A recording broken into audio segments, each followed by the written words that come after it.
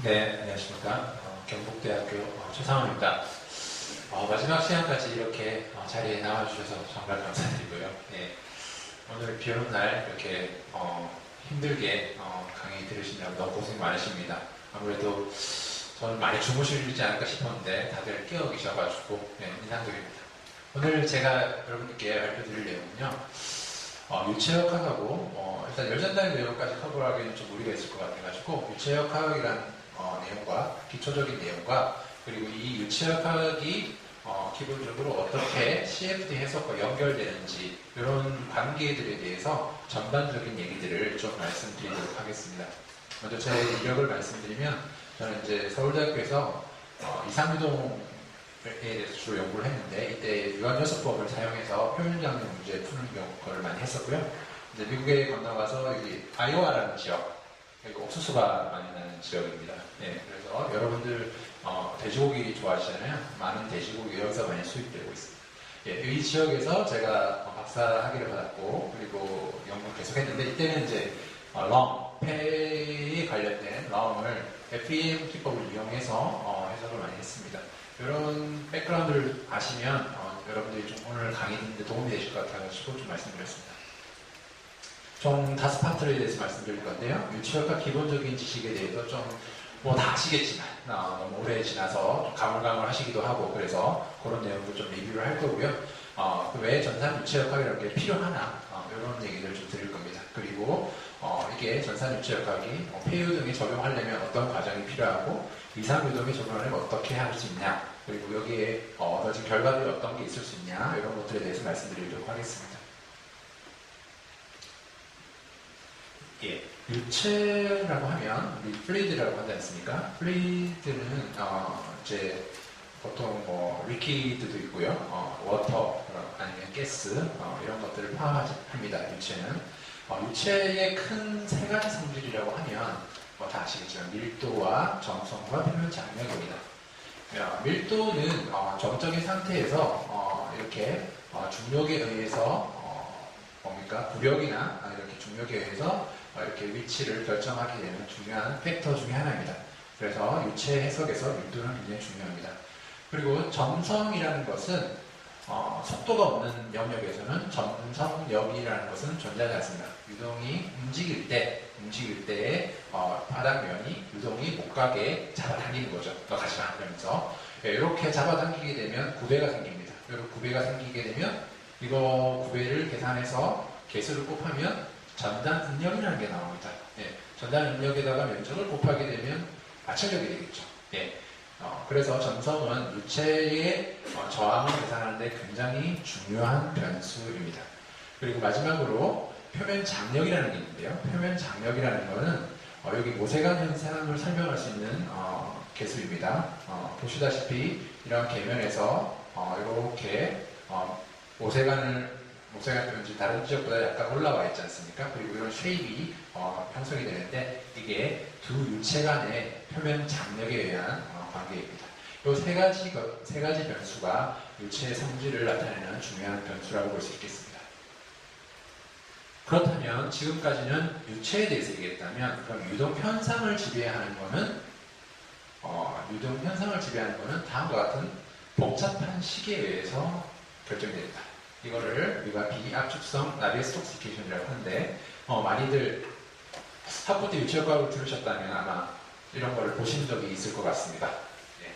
첫 번째 식은 이게 컨티뉴이티 이퀘이션이라고 하는데 컨티뉴이티 이퀘이션이라는 거는 그 질량 보존의 법칙 많이 들어봤잖아요. 질량 보존의 법칙이 밀도를 컨스턴트 놨을 때 이 식이 유도가 됩니다.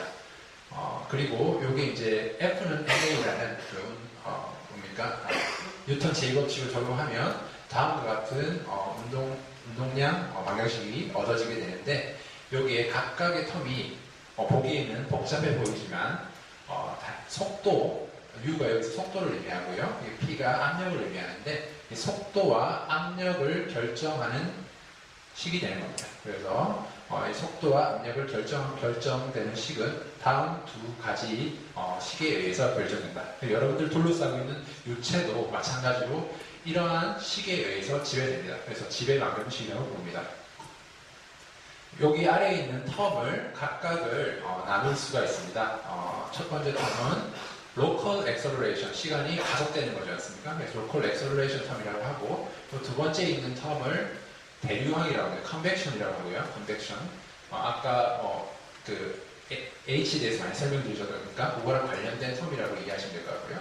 그리고 여기에 P의 그레디언트, 이게 기울기를 의미하는데 압력 구배, 압력에 의한 힘이라고 보면 될 것 같습니다. 그리고 요게 아까 말씀드린 점성 계수인데요. 점성 계수를 곱한 여기 라플라시안 있지 않습니까? 라플라시안 루. 요게 이제 점성력이 됩니다. 그리고 로지, 이거는 중력이죠. 중력이고, 마지막으로 여기 더해져 있는 이 텀은 surface tension force입니다. 그래서 요 식에 의해서 모든 우리가 continuum mechanics, 연속체 역학에서 얘기하는 모든 현상, 유체 현상들을 이 식으로 설명할 수 있다는 겁니다. 이 식에서 이제 간단하게 예를 들면 정상 상태라고 하면 이제 시간에 대해서 변화가 없는 상태인데, 그렇게 되면 여기 텀이 날아가게 되고, 그리고 만약에 점성력을 무시하게 된다 그러면 이 텀이 날아가게 되고, 표면장력까지 무시하면 이렇게 날아갑니다. 그 식을 다시 정리를 수학적으로 정리를 하게 되면 이러한 깔끔한 식이 되는데, 이건 여러분들 많이 보셨죠? 베르누이 이퀘이션이라고 합니다. 네, 이런 베르누이 이퀘이션으로 간략하게 쓸 수 있습니다. 실제 현장에서는 이런 복잡한 식을 바로 적용하기 어렵습니다. 그렇죠? 그래서 이런 간단한 식을 통해서 압력에 대해서 어느 정도 예측을 할 수 있습니다. 하지만 정확한 예측을 원한다면 이런 식을 풀어야 됩니다. 그래서 기본 CFD에서 제공하는 솔버들은 대부분 이 식을 풀기 위해서 활용됩니다.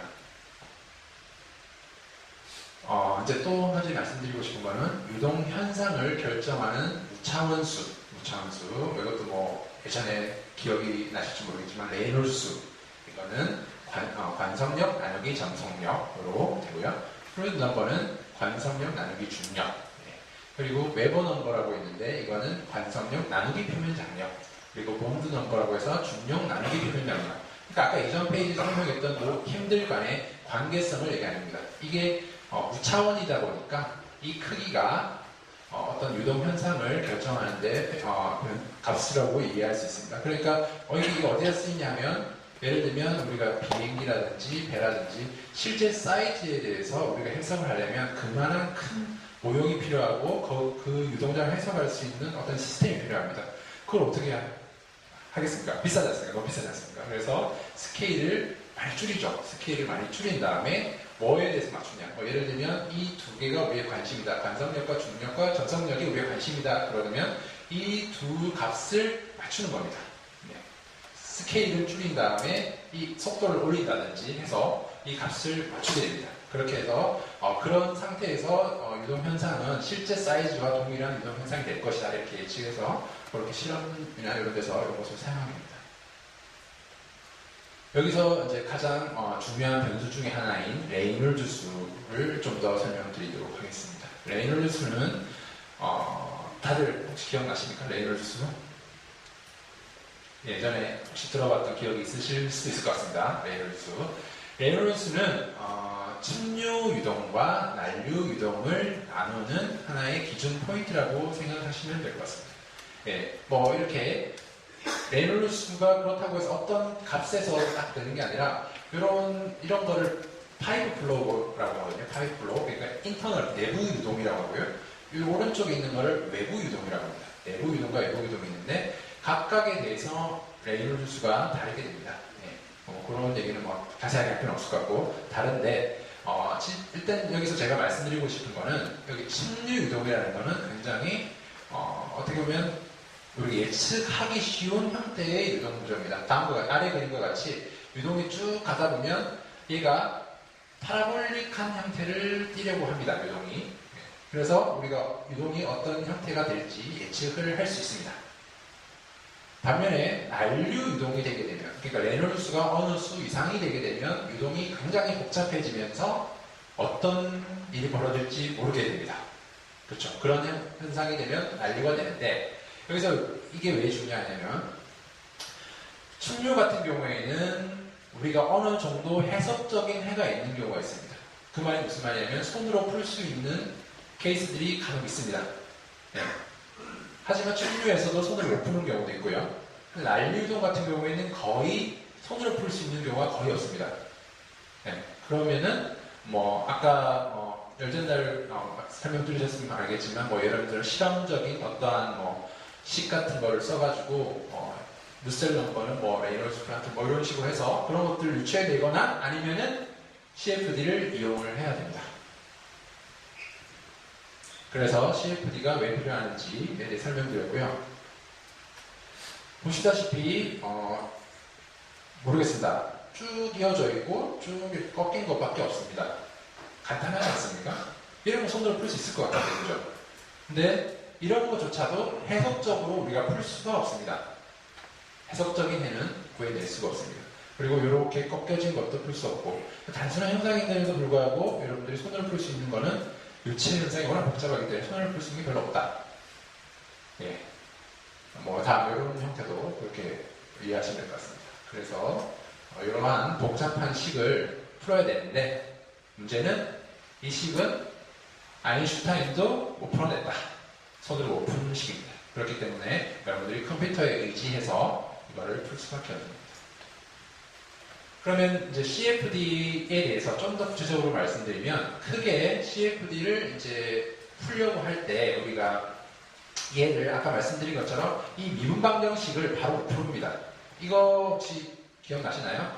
이런 식을 라플라스 이퀘이션이라고 하는데 이런 물론 간단해 보이지만 물론 이건 손으로 풀 수 있죠. 손으로 풀 수 있는데 이러한 식이 주어졌을 때 얘를 컴퓨터로 바로 딱 집어넣어서 풀 수 있는 경우는 매스매틱카를 써서 풀거나 그죠? 매스매틱카는 심볼릭한 계산이 되니까 그런 걸로 풀거나 아니면은 바로 풀죠. 그러면은 얘를 선형화를 하거나 아니면 이산화라는 표현을 쓰는데 다음과 같이 좀 이러한 컴퓨터가 알아듣기 위한 표현으로 바꾸는 작업을 합니다.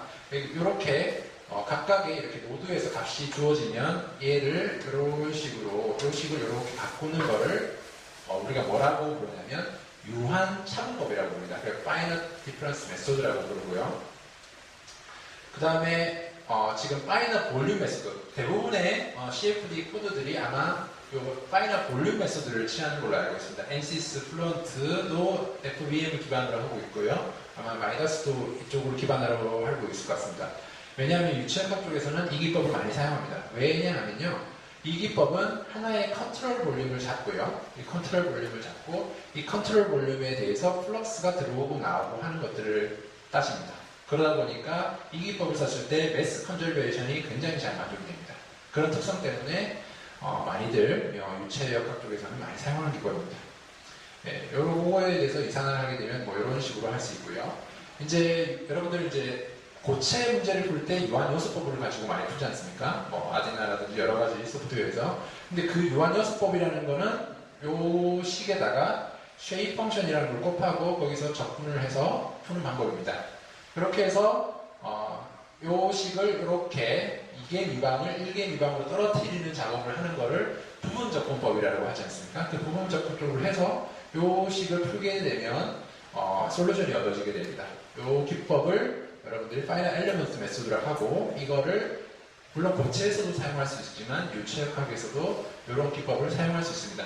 제가 주로 이런 쪽으로 많이 사용했기 때문에 FEM, 유한요소법이 유체에서 어떻게 또 적용되는지에 대해서 좀 더 말씀드리도록 하겠습니다.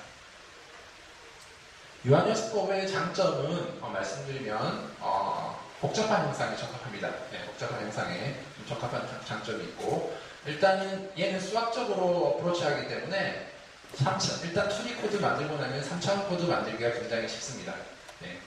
그리고 요즘 관심이 플루이드와 스트럭처의 인터랙션이 많이 관심이 있지 않습니까? 다음과 같이 얘가 왔다 갔다 움직인다든지 무빙 이렇게 하는 경우가 있습니다. 대부분의 고체 코드들은 유한요소법을 취하고 있기 때문에 유체 코드랑 결합할 관점에서는 유한요소법이 좀 장점이 있지 않을까 생각합니다. 이거 굉장히 어려울 수 있는데 좀 더 과감하게 한번 설명해 보겠습니다.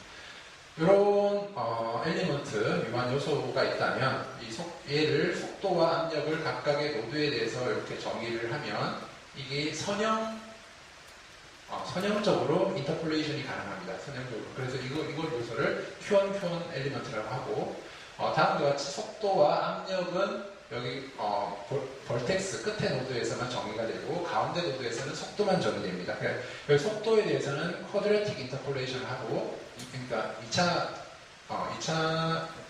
선형 보관하는 거고, 그리고 압력에 대해서 1차 선형 보관을 하게 되는 겁니다. 이런 기법, 두 기법이 있는데, 이 두 기법을 제가 사용해서 연구를 했는데 각각의 장단점이 있습니다. 그렇기 때문에 케이스에 따라서 다르게 적용했는데 그거에 대해서 좀 말씀드리겠습니다.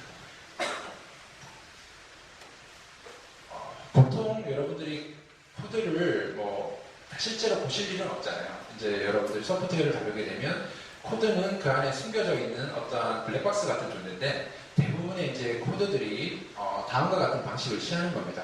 이렇게 식을 4개로 나눠가지고 각각의 스텝에 대해서 예를 들면 여기서 속도를 먼저 구하고 속도를 구한 다음에 요거를 더해서 속도의 어떠한 보정을 하고요. 그 다음에 그걸 가지고 여기 오른쪽에 놓고 이걸 라플라스 이퀘이션이라고 푸아송 이퀘이션을 하는데 이 푸아송 이퀘이션 풀어서 압력을 구하고요. 압력을 가지고 여기 집어넣어서 최종 속도를 구하고 이런 과정을 통해서 여러분들이 속도와 압력에 대해서 얻게 되는 겁니다. 네. 그래서 이러한 어프로치가 일반적으로 많이 활용되는데 이러한 어프로치를 쓰는 이유는 이게 계산이 훨씬 빨라요. 빠른 되게 효율적인 측면이 있어서 이 어프로치들을 많이 사용합니다. 네, 그래서 이렇게 복잡하게 왼쪽 오른쪽 식을 정리하게 되면 다음과 같이 되고요. 그래서 이거 너무 지루한 얘기니까 실제로 이걸 해서 제가 해석했던 얘기들을 좀 할게요. 일단은 해석을 할 때 3단계가 있습니다. 먼저 프리 프로세스가 있고 그리고 실제로 문제를 푸는 과정이 있고 포스트 프로세싱이라는 과정이 있습니다. 프리 프로세싱이라는 거는 매싱하는 작업, 그러니까 격자를 생성하는 작업, 그리고 경계 조건을 만드는 작업들이 있습니다. 런 같은 경우에는 이 경계 조건을 만드는 게 중요한데 예를 들면 이게 CT 이미지인데요. CT 이미지 여러분들 호흡하시잖아요. 호흡하실 때 들이마시고 내쉬면 지역적으로 공기 변화량을 이렇게 구해낼 수가 있습니다. 그러면은 어느 지역에 공기가 얼마나 가더라 이런 거를 여러분들 얻어낼 수가 있고 그리고 여기에서 보면 이런 렁 쉐입이 나오고 이렇게 뼈대가 나오겠죠. 여러분 기관지 뼈대. 여러분들 대부분 모든 사람이 다 왼쪽에는 폐가 2개가 있고 오른쪽에 렁이 3개가 있습니다. 왼쪽 2글자니까 2개고 오른쪽 3글자니까 3개 이렇게 이해하시면 됩니다. 이렇게 있는데 이런 형태의 렁이 있는데 여기 이런 뼈대가 있으면 이 뼈대를 추출하는 작업을 해낼 수가 있습니다.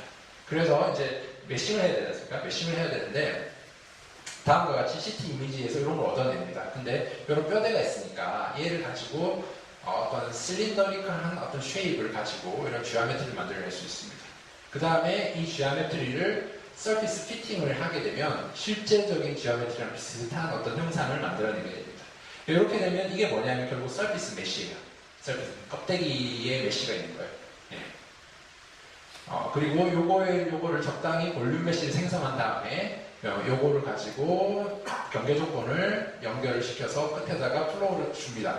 이렇게 끝에 플로우를 막 줘가지고 입구에 플로우를 줘서 이렇게 CFD를 풀면 이러한 압력장이 구해집니다. 속도 단계 당연히 구해지고요. 예. 제가 메싱에 대해서 좀 더 설명드리면, 그러니까 여러분들 이런 방식을 취하지 않겠지만 이게 제가 이걸 왜 소개시켜드리냐면 제가 쓰는 과정에서 돈 드는 과정이 하나도 없어요. 다 인하우스 코드로 다 짠 거라 가지고 요 과정도 다 공짜 Gmesh라는 소프트웨어가 있는데 그걸 써서 공짜로 다 메싱을 합니다. 네. 그래서 이렇게 라인이 있으면 요거를 실린더리컬하게 만든 다음에 이렇게 피팅을 하고요. 그 다음에 여기다 메싱을 합니다. 이렇게 영역을 딱딱딱 나누어주면 나중에 뭐가 좋으냐면 포스트 프로세싱이 좋아요. 예를 들어서 여기에 압력 강화가 얼마냐 계산을 할 거면 영역이 딱딱딱 나누어지기 때문에 그 영역에서의 압력 변화 다 계산할 수 있고 그리고 그 영역에 만약에 입자가 많이 붙어있다 그러면 입자를 계산할 수 있고 그런 장점이 있는 겁니다.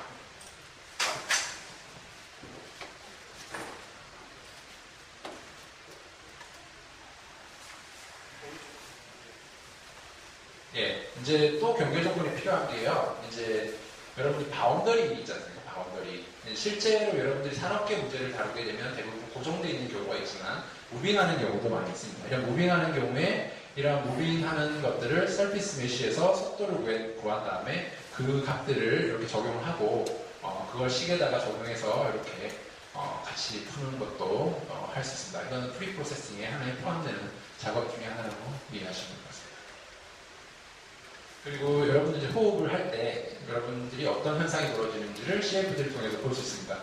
이게 왼쪽 게 압력이고요. 오른쪽 게 속도장입니다. 근데 압력하고 속도가 많이 바뀌지 않습니까? 이게 보시면 알겠지만 속도가 시간에 따라서 굉장히 다이나믹하게 변합니다. 여러분들 공기를 들이마실 때는요, 여기에 보컬 컨스트릭션이 있어가지고 여기서 터뷸런스가 막 생깁니다. 그래서 터뷸런스가 생겨서 여기서 믹싱이 되면서 공기가 팍 빠져나갑니다. 근데 반대로 여러분들 공기를 내실 때는 미케니즘이 다른 게 아래쪽에 있는 두 유동이 만나면서 여기서 믹싱이 생기고 이렇게 나갑니다. 그래서 흡기일 때는 난류가 더미넌트하게 발생하는 반면에 호기일 때는 난류가 아마도 이 뒤쪽에 이쪽에서 생기지 않을까 생각을 할 수 있습니다. 여러분들 이제 프레시한 에어가 탁 들어갔을 때 어떻게 되는지 이런 것들도 CFD를 활용하면 다음과 같이 볼 수 있습니다. 마이다스에도 아마 이런 기능들이 포함되어 있지 않을까 싶은데 이런 식으로 여러분들 새로운 공기가 팍 들어왔을 때 폐에서 어떤 식으로 분포되고 하는 것들을 CFD 기술을 활용을 하면 여러분들이 잘 하실 수 있습니다. 또 요즘 많이들 활용하는 기법 중에 하나가 DEM이라는 기법이 있습니다. Discrete Element Method라고 하는데요. 이거는 각각의 입자들을 추적을 하는 겁니다. 그러니까 속도장이 딱 구해지면요, 그 속도장을 가지고 이 입자를 흘려보는 겁니다. 네, 이게 아무래도 난류유동이다 보니까 유동장이 많이 필요하고요. 유동장이 많이 필요하고 그 유동장을 가지고 이 입자들을 각각을 추적을 막 하는 겁니다. 보시다시피 이 입자들이 딱 들어와가지고 딱 만나고 관성 때문에 안쪽으로 좀 몰렸다가 이렇게 막 퍼져나가는 그런 형태가 되지 않습니까? 네, 이런 것들을 할 수 있습니다. 이게 왜 중요하냐면 실제로 여러분들 이제 약을 투여했을 때 이 약이 어디로 갈지, 얼만큼 위쪽 렁으로 갈지, 아니면 어느 제너레이션에서 붙어버릴지 이런 거에 대한 정보가 없습니다. CFD를 활용하지 않으면 이런 것들을 알 수 없습니다. 그리고 또 요즘 미세먼지가 많이 중요한데 미세먼지가 실제로 폐에 들어와서 어느 정도까지, 어느 제너레이션까지 전파되는지 이런 거를 CFD 해보지 않으면 알 수가 없습니다. 그렇기 때문에 이런 것들이 요즘 좀 중요하게 부각되고 있는 추세입니다. 요거는 아까 보여드렸던 내용과 연결되는 건데 입자가 지역적으로 어떻게 분포되고 하는 것들을 좀 나타내는 동영상들입니다. 요거 좀 보여주시겠습니다. 두 개 다 보여주시면 되겠습니다. 이거를 또 임상에 사용할 수 있는 게 뭐냐면 왼쪽은 정상인의 배고 오른쪽은 천식 환자 배입니다. 천식 환자 같은 경우에는 이쪽은 좀 기관지가 커진 반면에 이쪽으로 가면 굉장히 좁아집니다. 좁아지면서 입자가 대부분 다 정착이 되버립니다. 이 말은 무슨 말이냐면 이런 환자 같은 경우에는 약을 이까지 안쪽까지 전파시키고 싶어도 대부분의 입자들이 여기서 붙어버리기 때문에 거기까지 못 간다는 얘기입니다. 그렇기 때문에 이런 정보들을 활용해서 실제로 환자의 임상에 도움이 될 만한 정보들을 제공할 수 있다는 얘기를 드릴 수 있을 것 같습니다. 예. 오른쪽 것도 눌러주시면. 예. 이거는 천식이 있는 경우에 기관이 좁아져서 파티클이 많이 여기 정착돼 버리는 그런 메커니즘들을 보여주는 동영상들입니다.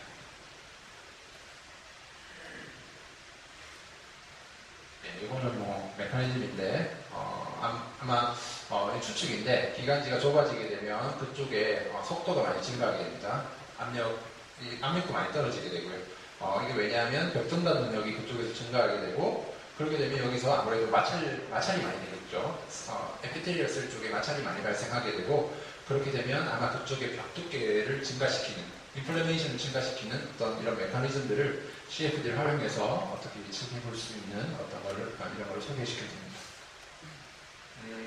이거는 이제 여러분들이 들이마실 때 내실 때 어떤 메커니즘이 이전까지는 사람들이 잘 몰랐습니다. 근데 이걸 CFD를 해보니까 들이마실 때 내실 때 다르더라. 그러니까 이게 뭐냐면 카이네틱 에너지인데 운동 에너지가 들이마실 때는 관성 때문에 왼쪽으로 이렇게 치우친 초승달 무슨 모양이라죠? 이런 모양이 생기는 반면에 내쉴 때는 유동이 아래쪽에서 모이면서 다음과 같은 I자형 어떤 유동 형태로 모이게 됩니다. 이런 두 가지 메커니즘이 완전 다르게 나타나는 것을 흡기하고 있다고 보실 수 있습니다.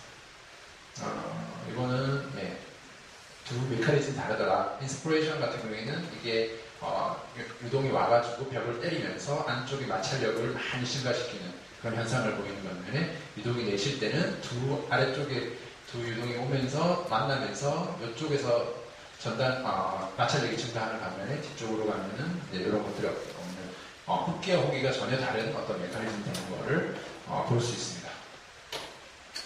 근데 이제 방금 보여드렸던 3D CFD 같은 경우에는 저희가 병렬화가 다 되어 있는 코드입니다. 병렬화가 되어 있는 코드인데 보통 CPU 코어를 한 200개 정도 썼을 때 CPU 코어를 200개 정도 썼을 때 3일 정도 한 서브젝트 없는데 한 3일 정도 계산을 합니다.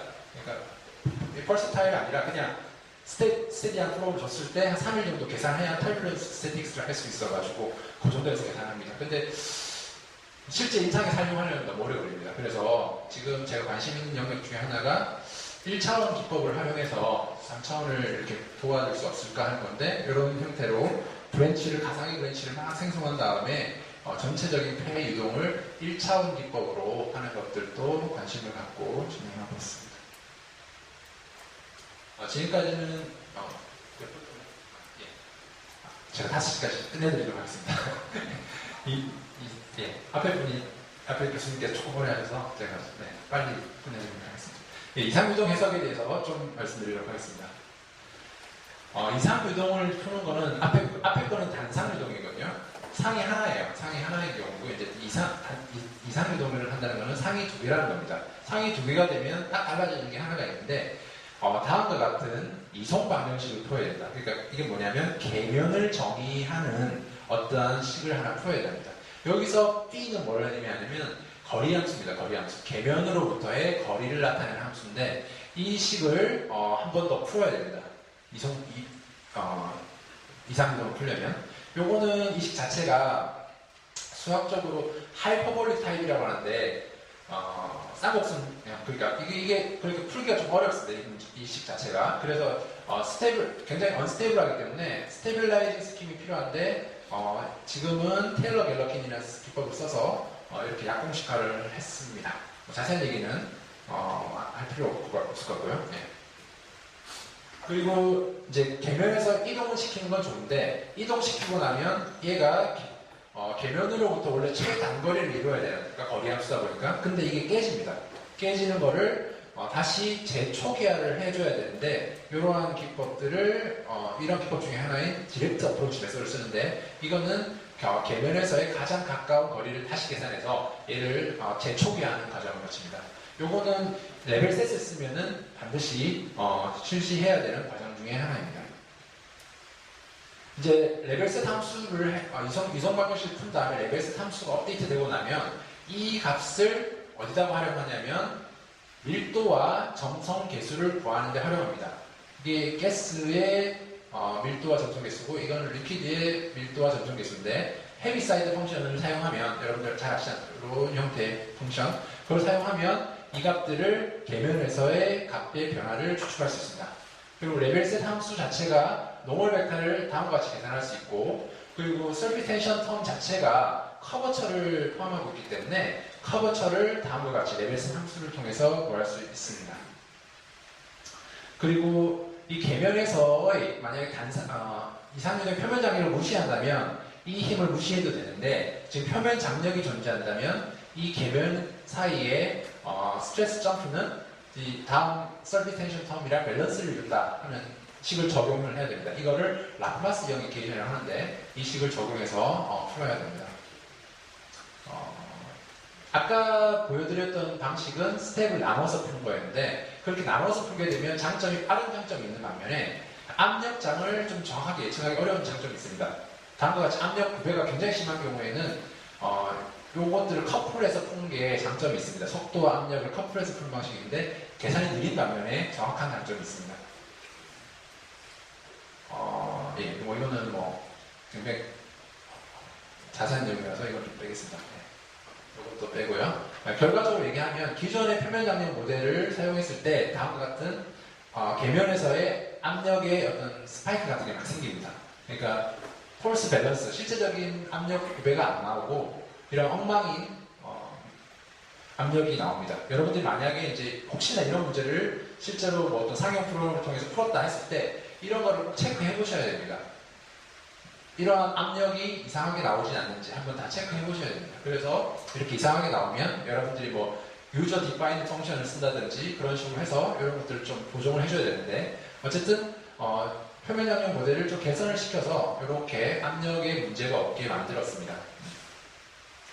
그리고 요 표면 장력 모델 자체가 시간에 대한 제약도 크기 때문에 타임 스텝이 커지면 이렇게 터집니다. 계면에서 막 이렇게 이상한 속도가 발생하면서 터지는 현상이 발생하는데 이런 것들도 표면 장력 모델을 잘 활용하면 다음과 같이 이런 예쁜 모양이 나올 수 있습니다.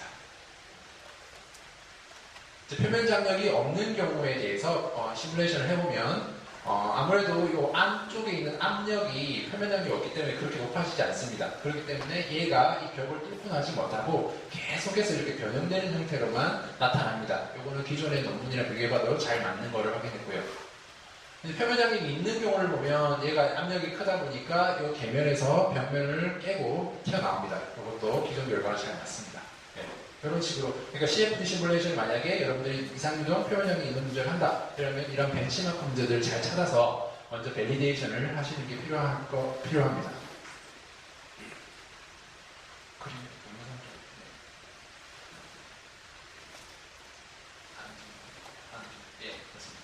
예, 요거는 지금 같은 레이놀드 35에서 본주 넘버가 아까 표면 장력과 중력에 대한 텀으로 정의되는 값인데 이 본주 넘버를 2.5, 25, 125 그러니까 2.5가 표면 장력이 가장 큰 경우고요. 얘가 가장 낮은 경우입니다. 이 세 가지 케이스에 대해서 시뮬레이션을 해보면 본주 넘버가 2.5인 경우 표면 장력이 크기 때문에 얘가 쉐입을 유지하려고 합니다. 버블 쉐입을. 근데 본주 넘버 25가 되면서 좀 이렇게 무슨 모양이라고 하죠? 뭐 이런 모양을 띠고 그 다음에 이런 본주가 125가 되면 스커트 모양으로 이렇게 떨어지게 됩니다. 이 볼텍스를 나중에 그려보게 되면 막 이렇게 세컨더리 플로우가 많이 생기는데요. 그래서 결과적으로 보면은 얘가 레이놀드 수가 같다 하더라도 본주 수가 달라짐에 따라서 버블의 위치가 달라지죠. 그래서 이런 쉐입이 좀 더 버블이 빨리 올라가게 됩니다. 네. 이거 한번 켜주시겠습니다. 예, 이거는 지금 저희가 고민하고 있는 내용 중에 하나인데 방파제 설계를 그러면 어떻게 하면 가장 좋을까? 이거를 투페이스 플로어로 한번 생각을 해볼 겁니다. 그리고 다음과 같이 실제로 이렇게 생긴 방파제를 많이 사용하는 거를 봤습니다. 그래서 이런 형태가 됐을 때 이 물이 넘치는 양이 얼마나 될 것인가 이런 것들을 한번 관찰해 봤고요. 여기도 한번 눌러주시겠습니다.